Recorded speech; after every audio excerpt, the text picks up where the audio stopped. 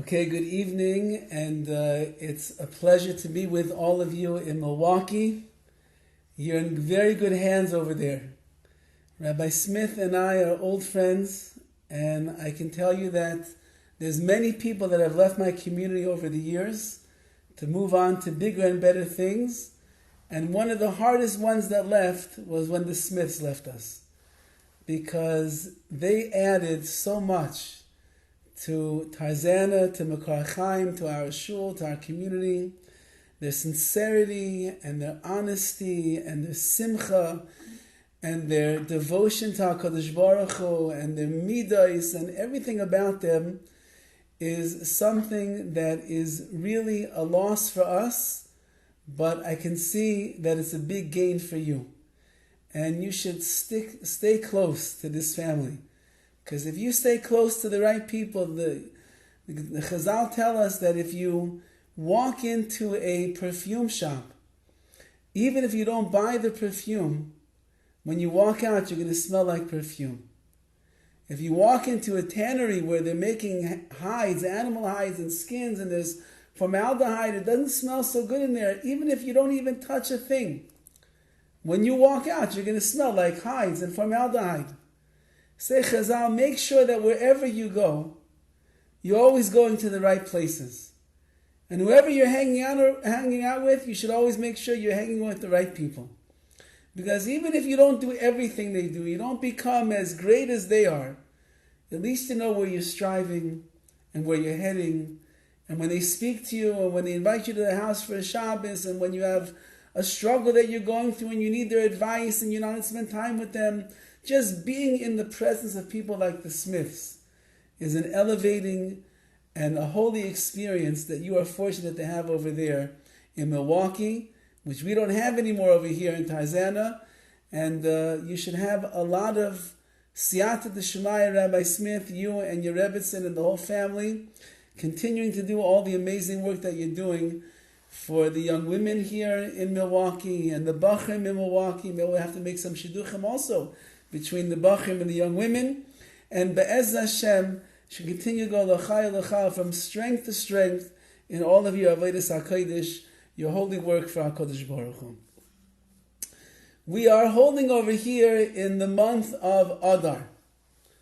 And Adar has this year, Baruch Hashem, we have 2 months, which we're very fortunate to have. Because as we know, Mishenichnes Adar, it is being recorded. Mishenichnes Adar marbim b'simcha, from the time that the month of Adar will enter in. So we are enjoying the simcha, the great joy that there is. And we're certainly living in a time right now where we need extra happiness, extra joy, extra simcha because of everything that is going on. So I'd like to start with the Gemara that speaks about the story of Purim, and we'll see where it will take us into the world of Emunah and Bitachon, which I understand from you is exactly where you are holding right now in this Chabura.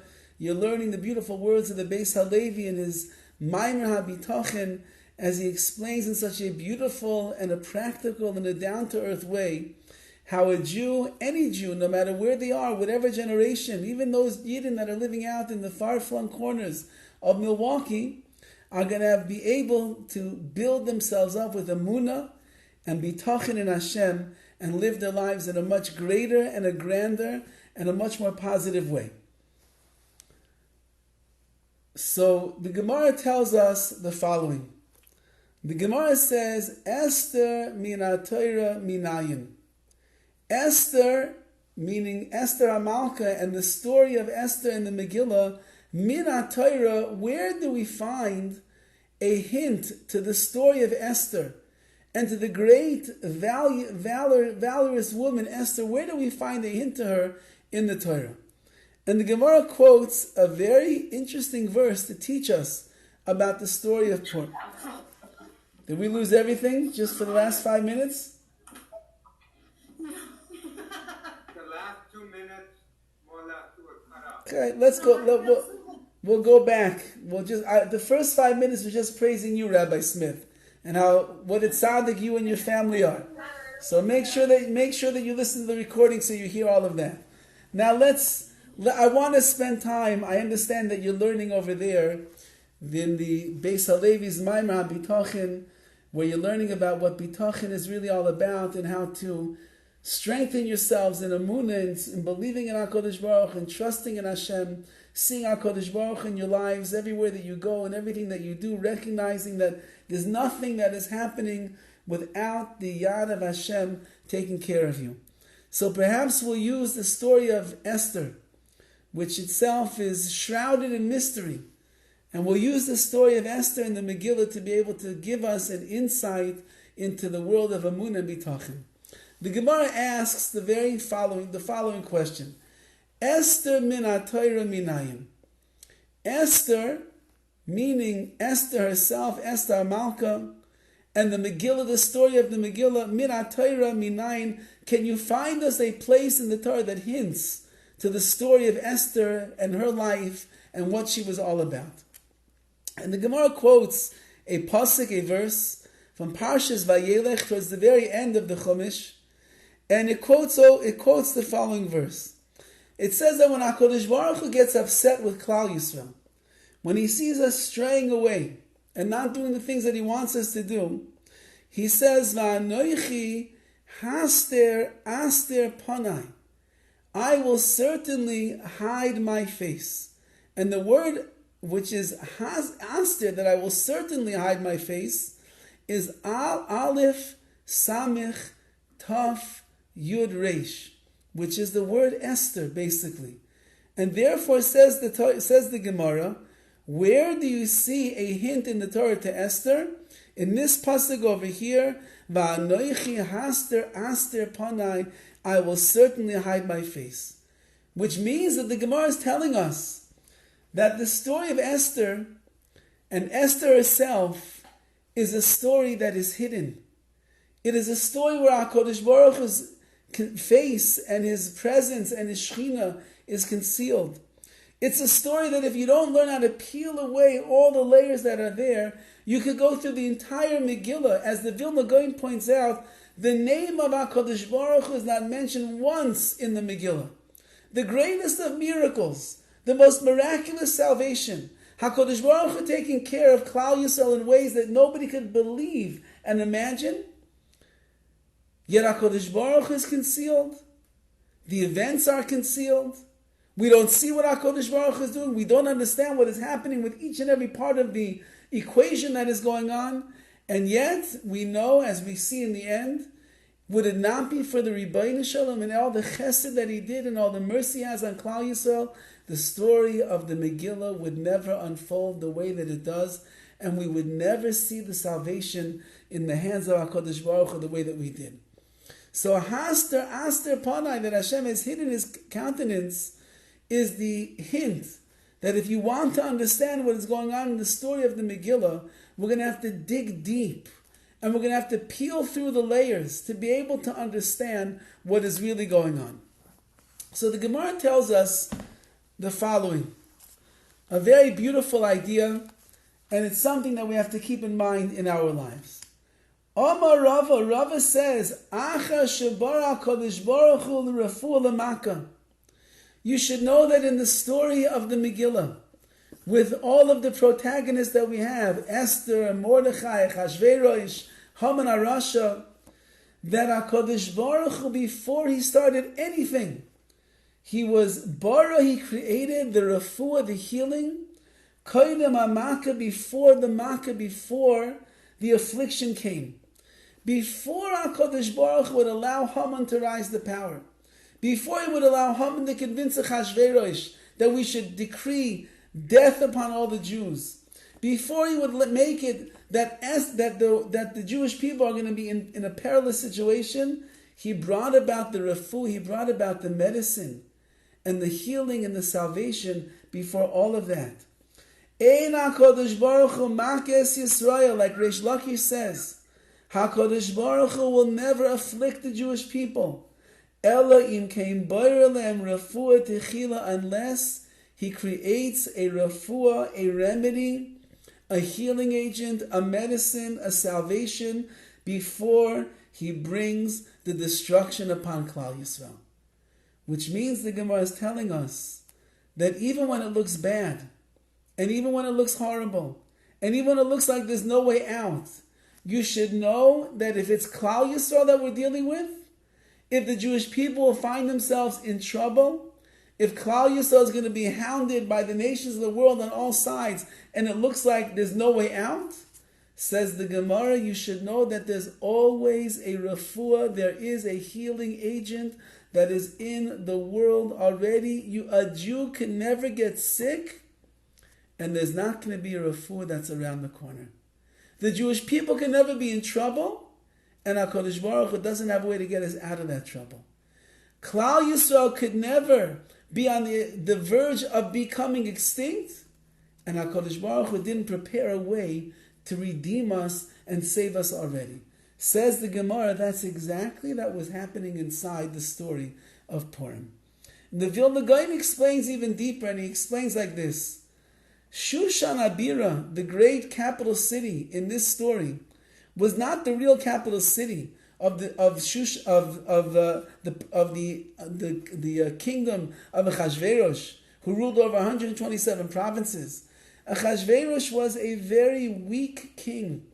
He was a man with tremendous inferiority complex. He wasn't supposed to be the king. He bought his way into the kingdom. So as a result of buying his way into the kingdom, he was very nervous all the time. Maybe people don't like me. Maybe they don't want me to be the ruler. Maybe my approval ratings are down. It's never been lower before. CNN even doesn't like me. What am I going to do, said Achashverosh. So he said, you know what, if I would have a throne, I'll have a big throne like Shlomo Melech had in his palace that will be big and gold and massive with big animals all over the place. It'll be frightening when people come in. Then everybody will be impressed by me. And then they walk into my palace, they walk into my private chambers, they see the great king Achashverosh. I'll have all the power and everybody will be at my beck and call. So he looked around in town, couldn't find any artisan at all that was able to make such a massive, splendid throne like Shlomo Melech. So he Googled and he saw there's an artisan in a place called Shushan, far away from the capital city. And over there, they have a lot of gold, and they have a lot of craftsmanship and skills, and they can make the throne. So he goes and he commissions them, and they make the most beautiful replica of the throne of Shlomo Melech. When they are getting ready to ship it off to Achashverosh, they try to put it onto the boat, and they send a message, and they said, King Achashverosh, we're very sorry. This throne is so big, and it's so massive, and it's so heavy, if we put it on the ship is going to sink. We have no way to get it to you. So now if you're the king, and you live in the capital city, and that's where it's been for hundreds of years, you say, oh well, I guess I won't have the throne. I guess I have to do something else over here. But if you're King Achashverosh, and you bought your way into the kingdom, and you're not really from royal lineage, and you don't deserve to be there, what do? You say, no problem. We'll move the capital to Shushan instead.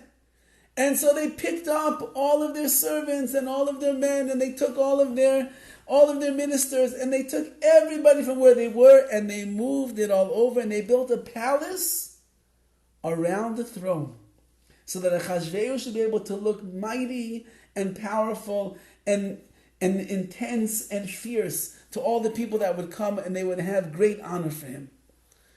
Now, who lived in Shushan Abira? Mordechai lived in Shushan Abira. Who lived in Shushan Abira? Esther lived in Shushan Abira.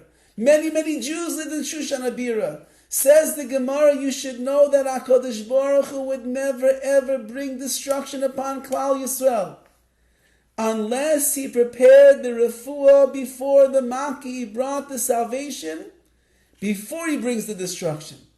Before Haman would come along together with the Achashverosh, there has to be a Mordechai. There has to be an Esther. Before he can bring a plan that they're going to destroy the Jewish people, there has to be Mordechai Yehudi who's going to daven to HaKadosh Baruch Hu and never bow down to Haman. And there has to be an Esther, Hamalka, who's brave and courageous, and she's willing to risk her life for the sake of the Jewish people. And therefore, says the Gemara, you should know that the entire story of Esther which is shrouded in mystery. There's not one thing that appears the way that it is.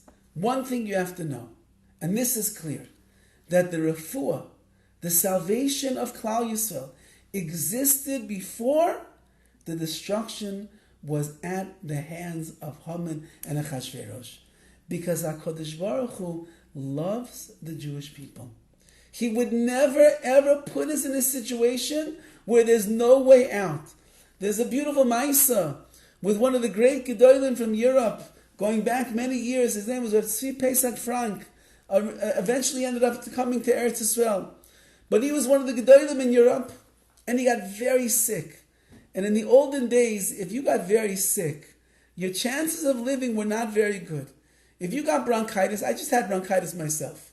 And I was thinking the last week as I had bronchitis, it was really bad, it was heavy in my chest, coughing, everything. I'll save you all the details. But I went to the doctor, and the doctor gave me a Z-Pack. And you take a Z-Pack, you say, Yehiratzon, that HaKadosh Baruch Hu should make this Asik Zu, should make this medicine that should work.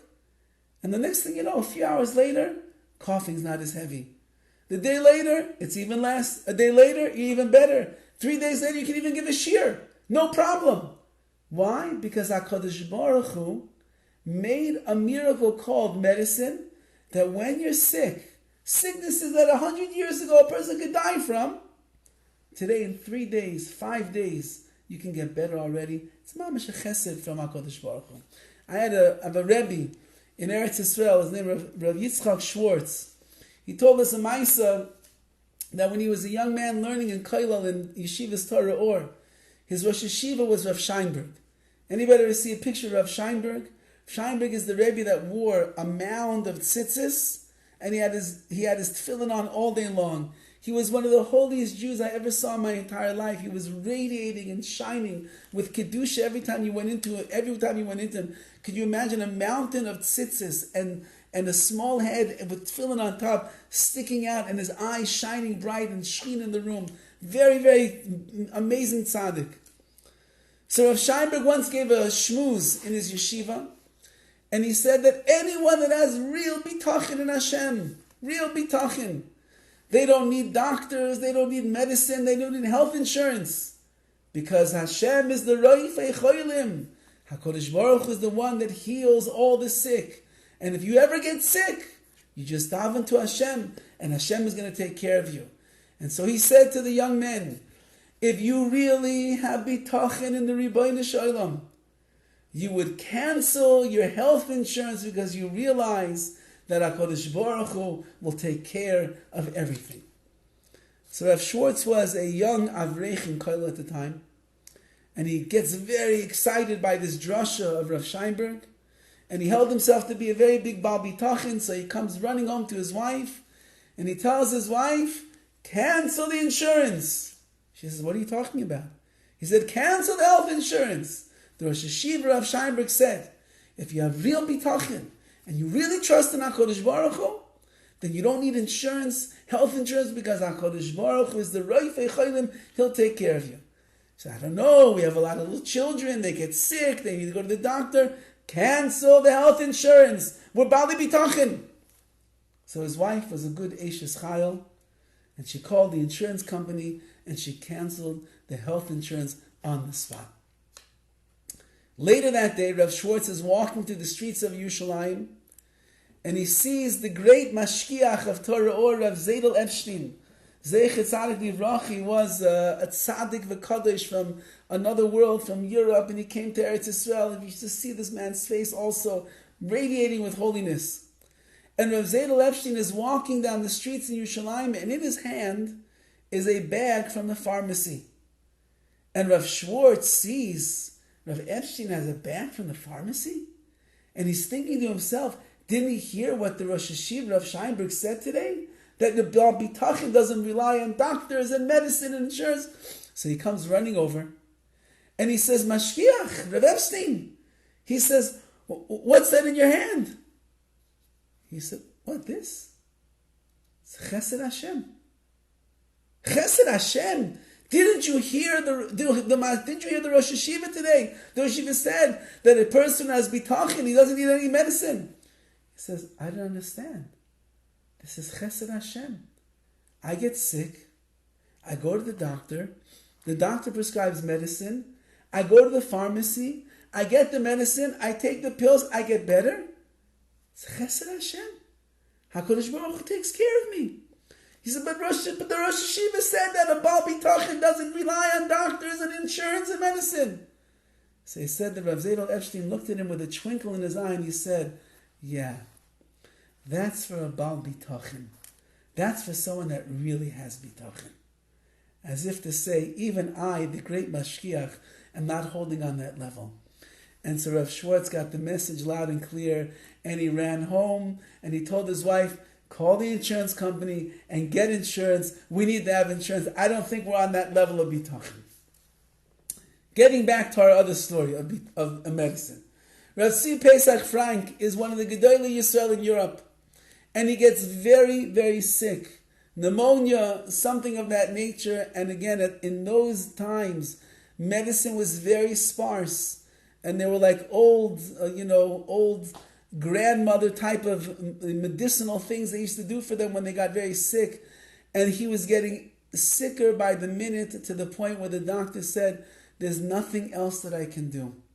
It will take a miracle at this point for this rabbi to be able to survive. I have no other medicine. I have nothing to give him. This is before there were antibiotics in the world. So the Talmidim of Rav Pesach Frank got very, very scared. And they didn't know what to do. So at that time, living in Europe was another tzaddik, the Chazon Ish. And they ran to the Chazon Ish to ask him for a bracha. And the Chazon Ish said over the following words. If HaKadosh Baruch Hu could create the world in 6 days, then certainly he could create a refuah, a medicine for Rav C. Pesach Frank in enough time to heal him. Those were his words, and now is his bracha. And legend has it that there was a man in a laboratory by the name of Louis Pasteur who was playing around with a petri dish somewhere around this time in history, and the bacteria formed, and the next thing you know, there's a discovery called penicillin, and the penicillin was shipped off. One of the first shipments was shipped to Europe at this place where C. Pesach Frank was. They got it to him in time, and the penicillin saved the life of a Gadol Hador who went on eventually to be one of the Gedolim in Eretz Yisrael as well. Says the Gemara, you should know that HaKadosh Baruch Hu will never leave a Jew hanging. He'll never leave us in a place of destruction where it's impossible, where it's hopeless.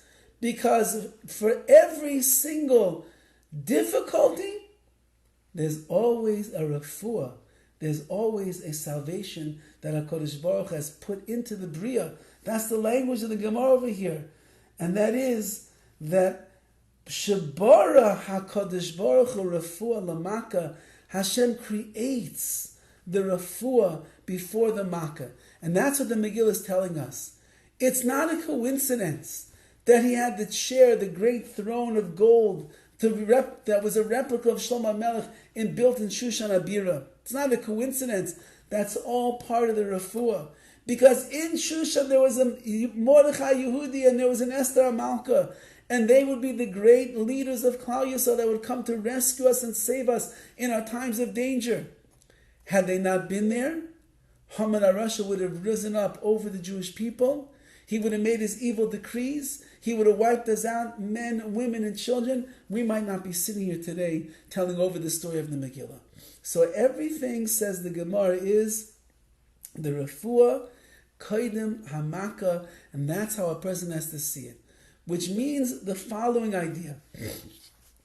And that is that in everybody's life, we all have makos. We all have difficulties that we are going to go through. We all have challenges that Hashem is going to put us through in our lives. It's the inescapable truth of this world. It's an olam hanisyonos. We live in a world of tests and of challenges. We live in a world where things do not always go our way. We live in a world that HaKadosh Baruch has designed where He is going to test us again and again and again and again. But you must know that if HaKadosh Baruch Hu is giving you such a challenge, and HaKadosh Baruch Hu is testing you in such a way, and HaKadosh Baruch Hu is sending you things that you never dreamed of or imagined in your life. Sometimes we say, Hashem, I think that you're at the wrong house. I think you mean to go to the neighbor over there, not me. You probably met that girl over there. You didn't mean to do this to me. I don't deserve such a thing like this.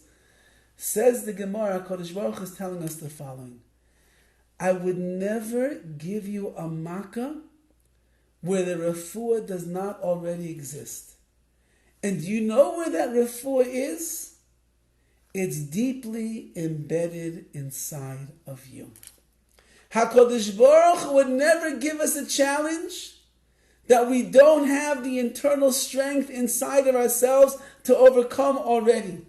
He would never test us unless He knows that we have the spiritual muscles and might to be able to stand up to the test. Like the Ramchal writes in the Mesilas Yesharim, what is the nature of this world? One of the reasons we came here is to be oimed b'nisayin, to stand up in a nisayin, to stand up in a challenge. It doesn't mean just to make it through the challenge, but to be oimed, to stand strong. You know where that strength is? It's not from outside of you. It's not from all the svarim that you're learning. It's not from your Rabbeim. The ikr, the main strength that you have to be able to overcome the challenges that HaKadosh Baruch has given you in your life, is that which is on the inside of you. The refuah comes from within. The body itself, this is a scientific fact. The body knows how to heal itself. You ever get a cut and you wonder, oy vey, now I'm going to have this scar on my finger? And the next thing you know, 5 days later, there's no sign of it at all. The body knows how to heal itself. A person, God forbid, breaks a bone. They break an arm, they break a leg. They go to the doctor. What does the doctor do? He sets it in place. But the bone is broken, but he sets it in place. And over 1 week, or 2 weeks, or 4 weeks, or 6 weeks in that cast, the bone grows back together. The crack and the break is gone, and you're good as new, back on your feet, or throwing the ball once again with your arm. The body knows how to heal itself. That's the chachma, that's the wisdom that HaKadosh Baruch Hu put inside of us.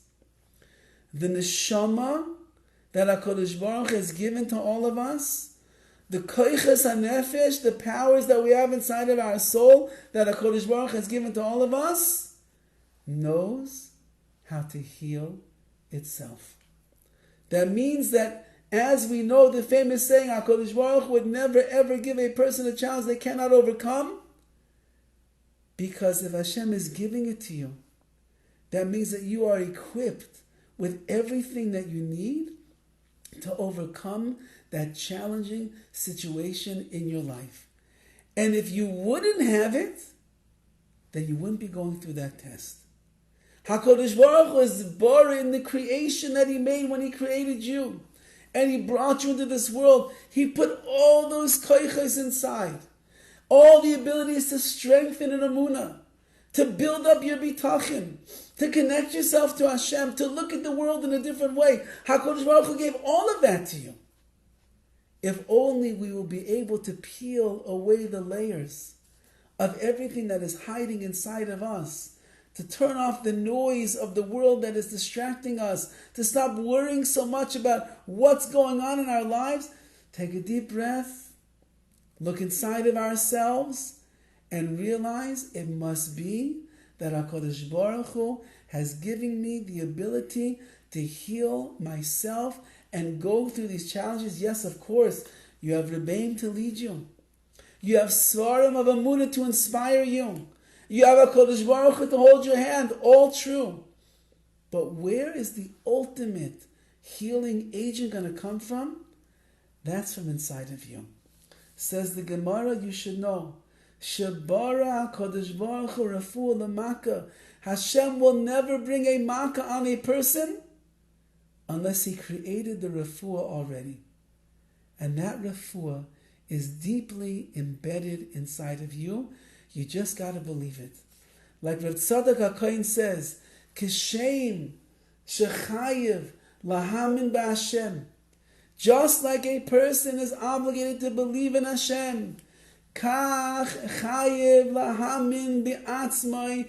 A person is obligated to believe in themselves. Just like I believe in a Rabbi Shalom, he created the world, and he runs the world, and he's in my life, and he's watching everything and taking care of everything. I have no suffix, no doubt about that. I see Hashem. I feel Hashem. I experience HaKadosh Baruch Hu.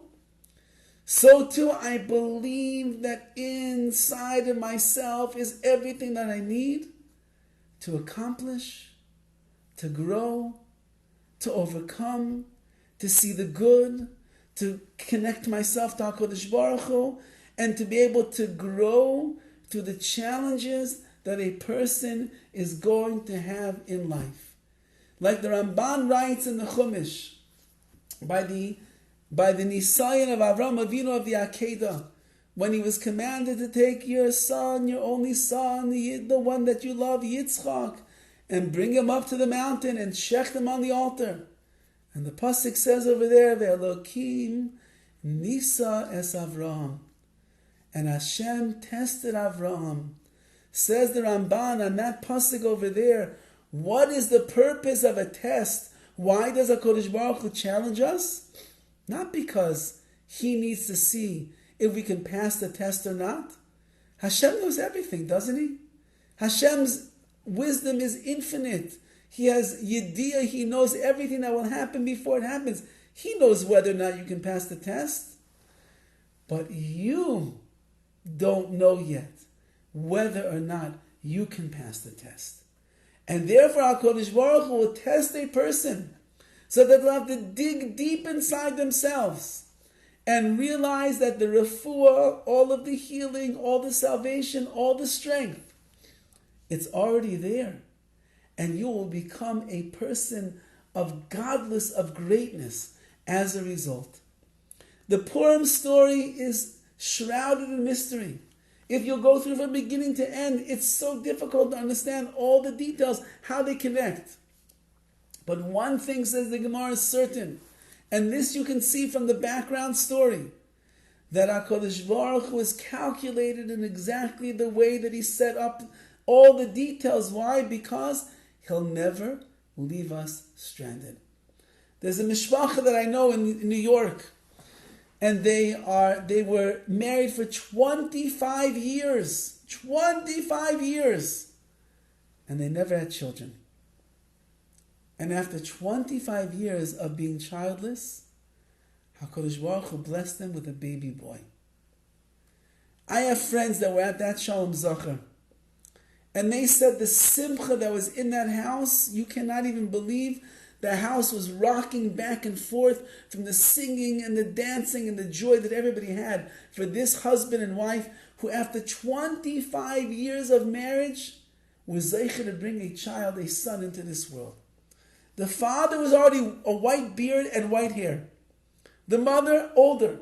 You imagine all of their siblings had children, married, and grandchildren. All their friends from yeshiva, from seminary, all of them married, children, grandchildren.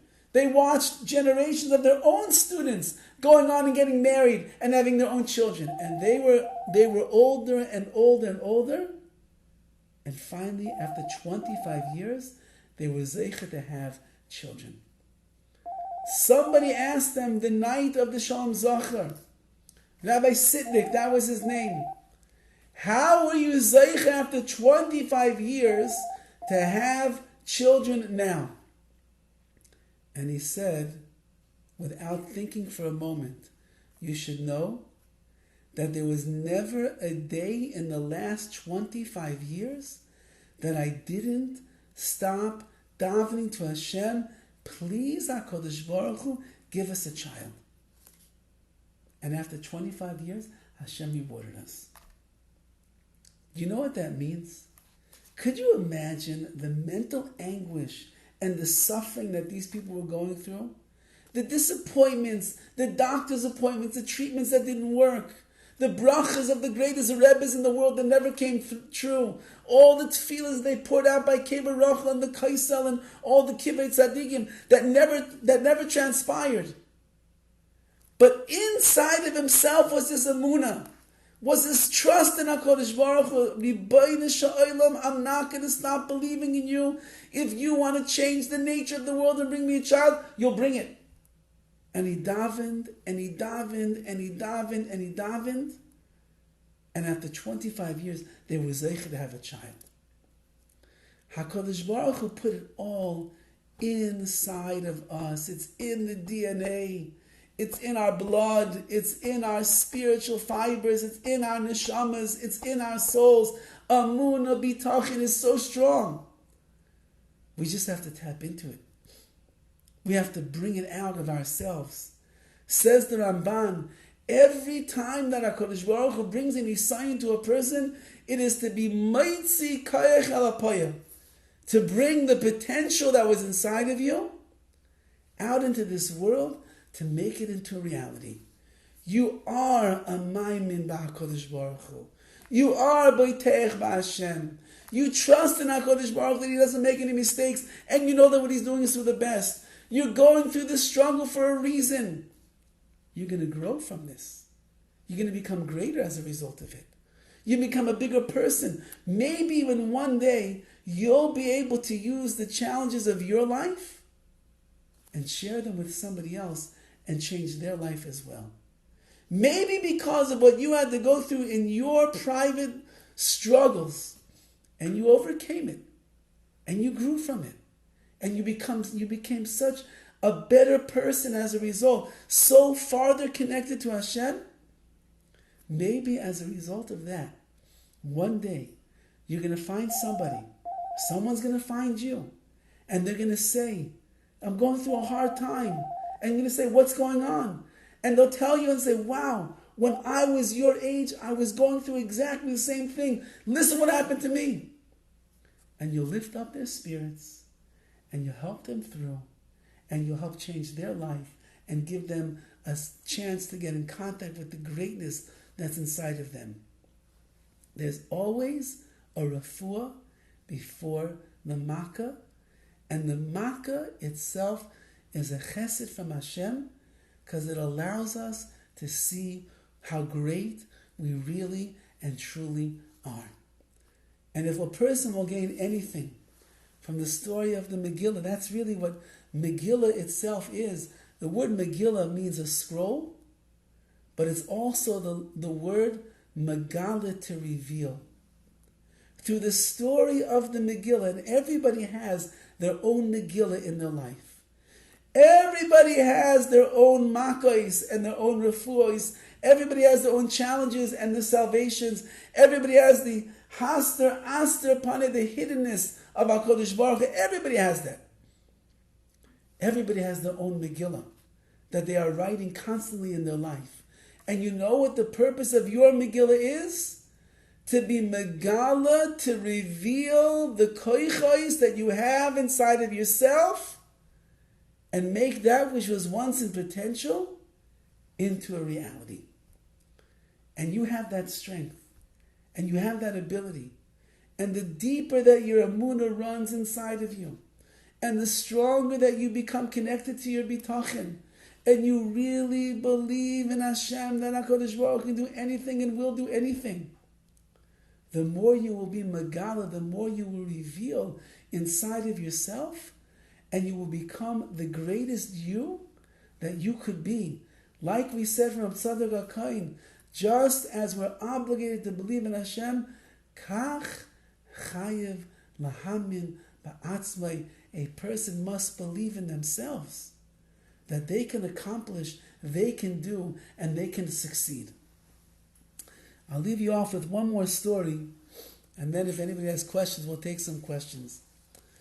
There is a world-renowned mechanech today whose name is Rav Shimon Russell. Shimon Russell is today perceived as one of the experts in chinuch in all throughout the world, and he specializes in something called crisis chinuch. It's a very nice way of saying the way in which we deal with young men and women and children that Rahman al-Islam, unfortunately, are struggling in their Yiddishkeit, have either gone off the derech already or, God forbid, are heading off the derech and the pathways of Judaism. Now, how did Rabbi Russell himself get involved in crisis chinuch? Because he has 8 children, and 6 of his 8 children went far off the derech of Yiddishkeit. In a time, not like our times when it's almost like fashionable to be a little bit off the derech, or every family has that one kid at least who is not like everybody else. It used to be like it's the black sheep and we don't talk about it. But today it's almost like it's regular. 25 years ago when he was living in a city called Lakewood, New Jersey. I don't know if you ever heard about Lakewood in Milwaukee. So there's a place called Lakewood. There's a lot of Jews that live there, a lot of yeshivas and kollels and schools, chedarim, seminaries. Maybe one day you'll get there. Maybe one day you'll live there. Your husband will be learning a kollel in BMG. You never know. So he was living in Lakewood 25 years ago, maybe even a little bit more by now. And his children started going off the derech. And it was bizarre and absurd. It never happened. Nobody's kids were going off the derech. And he and his wife went through a lot of suffering, a lot of pain, a lot of difficulties. But they had to rebuild themselves and rebuild their families and learn how to be mechanech, how to connect bonds and relationship with their children and help their children through their journeys in life. As a result of all that hard work, 5 of their 6 children came back to the pathways of Yiddishkeit. 2, Baruch Hashem, always stayed on. And the last one, who's still holding out, they're very close to her like this. So he told me once, I thought, as all of that was going on, it was the greatest tragedy that anybody could ever imagine in their life to see their family destructing. However, in hindsight, I see how Kodesh Baruch Hu was testing me, and he was preparing me, and he was forcing me to go into my koiches, into who I really am, to be able to bring out a side of myself in my own character, in my own midas, in my own emunah, in my own bitachon, in my own connection to Hashem and His Torah and His Yiddishkeit, and my children and my family, that would not only revolutionize myself, but eventually revolutionize the world of chinuch. He has tens of thousands, if not more, parents and children and families that he has guided through the treacherous waters of children in crisis.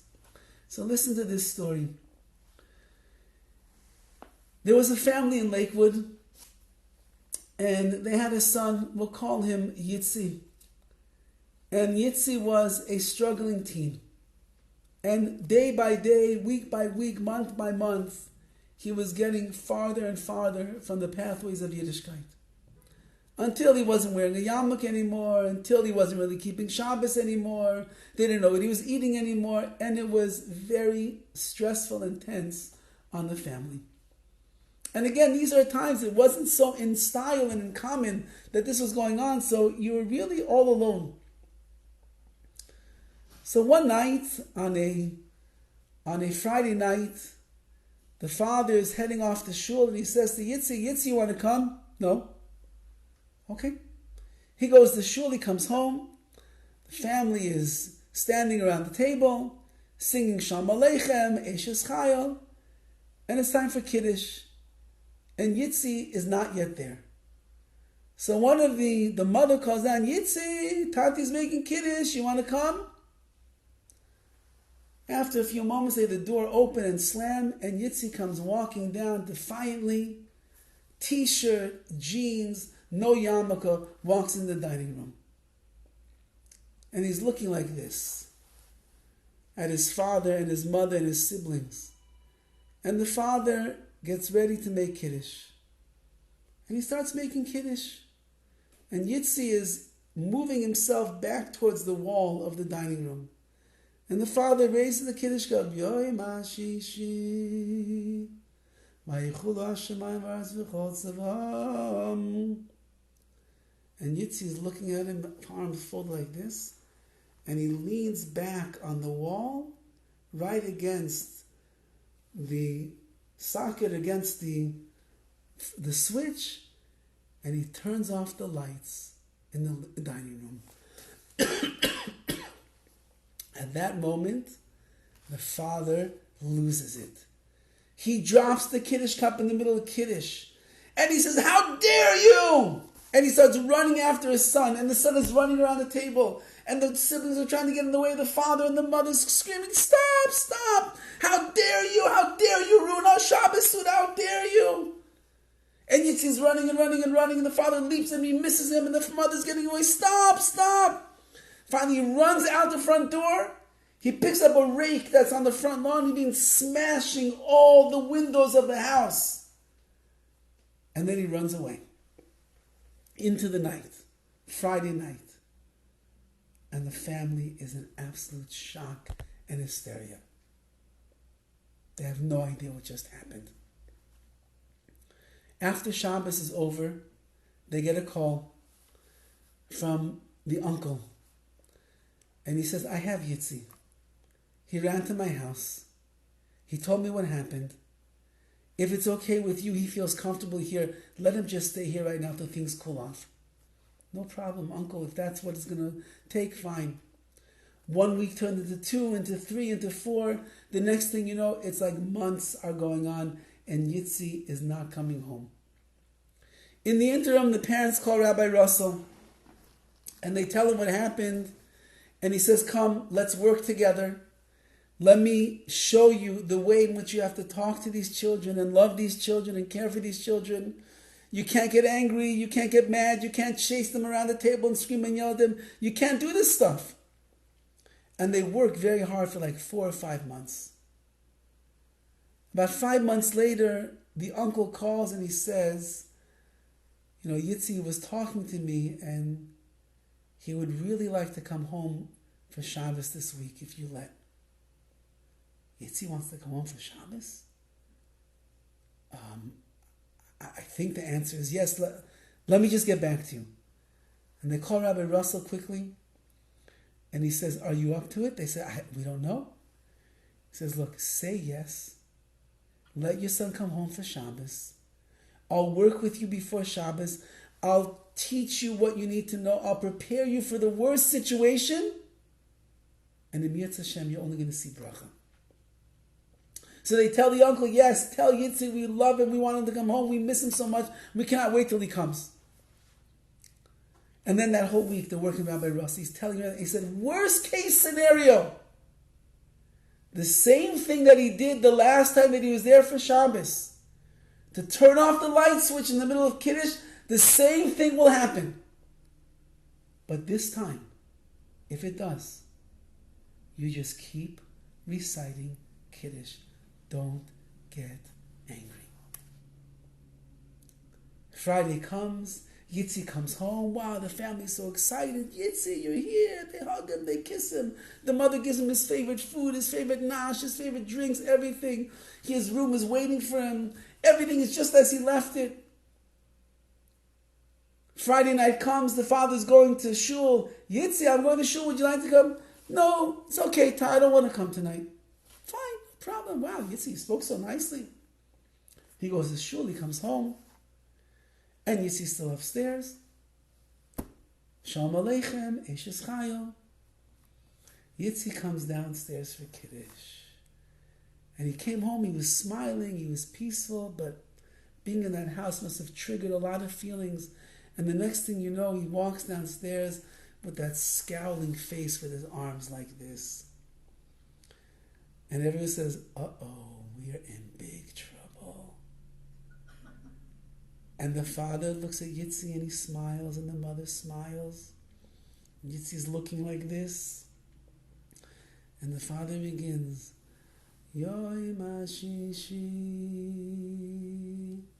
And he's watching Yitzi out of the corner of his eye, moving his way towards the wall of the dining room. Vayichulu Hashemayim v'aretz v'chol tzvaam. And Yitzi moves back a little bit more. Vayichal Elokim. He backs into the switch and he turns off the light once again on Shabbos. Vayivarech Elokim ez yoim hashvi'i. And the father doesn't say a word. He continues making Kiddush. When he finishes making Kiddush, he pours it out into cups. And he brings the cup to his son. And he says, Yitzi, I only wish I knew then what I know now. It would have been so much different. And at that moment, Yitzi breaks down and starts crying. And he leans on his father's shoulders. And the father starts crying. And the two of them are bawling. And the mother comes over and she hugs them and she's crying. And the kids come over and they start crying. And the next thing you know, the whole family's on the floor crying together. And that was the beginning of the refuah for Yitzi and his family. He ended up eventually going to Eretz Yisrael, learning in yeshiva. And today he's an Ehrlich, Frum Yid, living a life of Yiddishkeit. HaKadosh Baruch Hu would never ever bring a person a nisayon that they cannot overcome, because he was Bayer, he created inside of them the refuah, the healing agents, the emunah, the bitachon, the strength, before the makkah even comes. Makkah also means like a hit. Sometimes Hashem hits us just to bring out the best that we have inside of ourselves. So Yitz Hashem will use these weeks leading up to Purim to think about the magnificent story of the Megillah. That's not just a scroll that tells over the story of Esther and Mordechai and Haman and Achashverosh and the salvation of the Jewish people. It's not just the Megillah that we will write our own stories and our own scrolls of the miracles that Hashem makes, but it's here to be Megala, to reveal and help us reveal the greatness and the Kedusha and the Emunah and the Bitachon and the godless, the true strength that each and every one of us has inside of ourselves as we believe in HaKadosh Baruch Hu. Kach, Chayev, Lahamin ba'atzmai. You must believe in yourselves that you can and you will find the strength inside to overcome any of the nisyonos that HaKadosh Baruch Hu sends us in our lives. Be'ezras Hashem. Thank you so much. My pleasure. If there's any questions, happy to try to answer.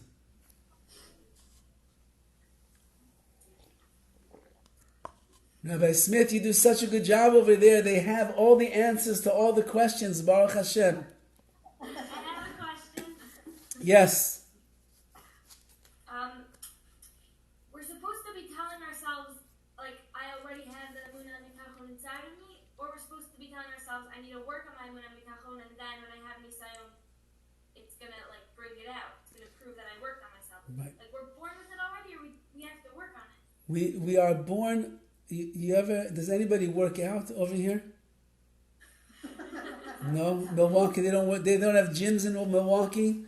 Okay, they just have cow farms. I don't know. In Los Angeles, they have gyms all over the place, and people love to work out.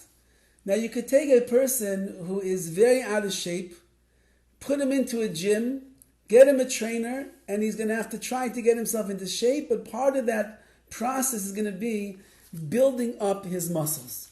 So he starts working out little by little by little. 5 pounds, 10 pounds, 20 pounds. Suddenly after 6 months, 8 months, the guy that was puny little arms with no muscles and only flab, suddenly he's got muscles bulging out, or his big biceps over there bulging out of his arms.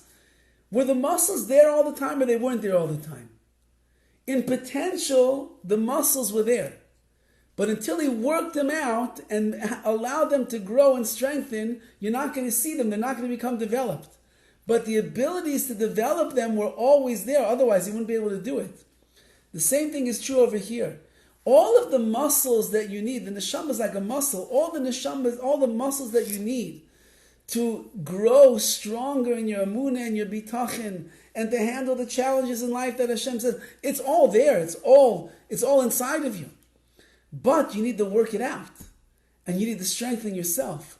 So when you learn about emunah, when you learn about bitachon, when you take things upon yourself to stretch your muscles of emunah and bitachon, it gets stronger and stronger and stronger. And then sometimes HaKadosh Baruch Hu says, I'm going to put you through the triathlon of emunah today, and you're going to have to work even harder and push even harder, but your muscles are going to get even bigger. And then you'll be even stronger as a result of that which I sent to you. So let's say with this story that we said with this boy Yitzi, so his parents, before they worked with Rabbi Russell, are we saying that they had the refuah or they had the ability? They had the ability, they didn't know what they had to do. But right. once... So when their son left home, they didn't have the refuah then. But no, it was in there. They just didn't know how to access it. They had all the qualities of being a loving, understanding father. All the qualities of being a patient, unconditional love type of a mother. It was all inside of them. That you see, because 4 or 5 months later, they were able to do it masterfully. It's just that at that moment, when they were caught off guard without any warning, they did not know how to do it. It wasn't like they were fake. They were becoming that person. That's who they are.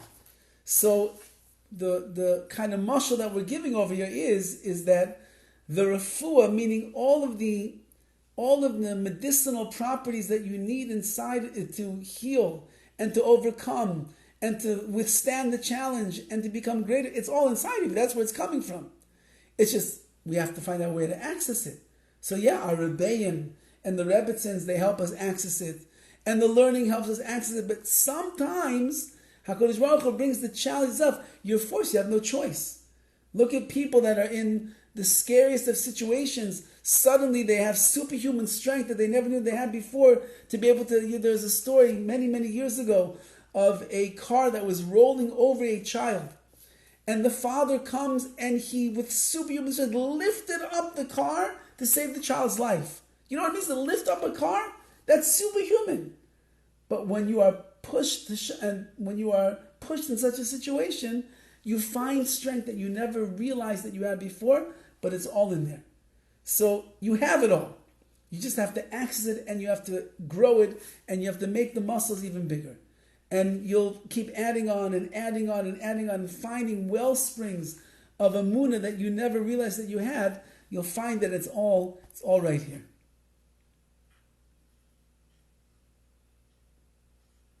Yeah? I have a question. So when you're going through like a hard situation, like what are you like practically supposed to be telling yourself? Like I have to be tough to get through this, or like I have to work on myself to get through this. Like what are you supposed to be? What's your internal dialogue? The internal dialogue is that if HaKadosh Baruch Hu is sending this challenge to me, it's because He knows that it's best for me. And He knows that I have growing to do that I haven't done yet on my own. And this is going to help me become a much greater person than I am today. And even though it's not going to be easy, and it might be very painful, and it might hurt, and I might have to go through some very difficult times over the next day, week, months, years, I don't know how long it's going to be, I know that every step of the way, it's HaKadosh Baruch Hu's chesed that He's doing with me to allow me to become the greatest me that I can be, because I'm not doing it on my own. So, therefore, I never ask for a challenge, but once that HaKadosh Baruch Hu sends the challenge, if we'd be on such a madrega where we can actually say, thank you HaKadosh Baruch Hu for the challenge, because I know that you would never do anything to hurt me, which means you only want to help me. I'll strengthen in my davening, I'll strengthen in my emunah, I'll strengthen in my bitachon, I have to work on this midah or that midah. How many people that it took them a while to get married will tell you when they finally meet their wife, that the person I was when I started dating 5 years ago never would have been zeicha to marry such a woman like this today. But only because I had to go through so many things and work on my midas and crystallize who I am and understand myself better and be more in tune with my emotions and my feelings, only because of that, I was zeicha to be able to marry such a woman like this today. And girls also, many will say, if I would have got married when I was 18 years old and I just came back from seminary, I never would have understood what was going on in marriage. I would have known how to take care of my husband in this situation. That's how to give and to encourage. But because I went through a year or 2 years of dating, and because I had to keep thinking, and I was growing, and I was transforming myself and becoming a greater balas midas and more chesed and everything, now I'm zeicha to be a rebbetzin. I'm zeicha to be the wife of an avreich. I'm zeicha to be a wife of someone that I can encourage and I can push in the right way, and I can build my husband up and make him feel so good about himself. When I was 18 years old, I couldn't do it. So it's all in there. We just have to access it in the ways that we're going to grow as a result. And that's what we have to think about when we're going through the Nisayon. It's not to punish us. It's to help us. Many times when we have an Nisayon, we think to ourselves, oh, what did I do wrong? HaKadosh Baruch Hu is punishing me. I better do tshuva. HaKadosh Baruch Hu is angry. Don't think like that. Think to yourself, HaKadosh Baruch Hu is not punishing me. He's helping me. Because He wants me to be the greatest me that I could be. Okay, I have to apologize. I have another shir to go and give. So it's a pleasure meeting all of you. Maybe I'll have the schus and Rabbi Smith will invite me back another time. It would be a pleasure. And I see that there's good things happening in Milwaukee. Baruch Hashem. Keep up the amazing work. I'm sure in your schus, Milwaukee is standing strong. And we should only hear simchas and a lot of brachas for all of you, Be'ez Hashem. Thank you. You're welcome. All the best.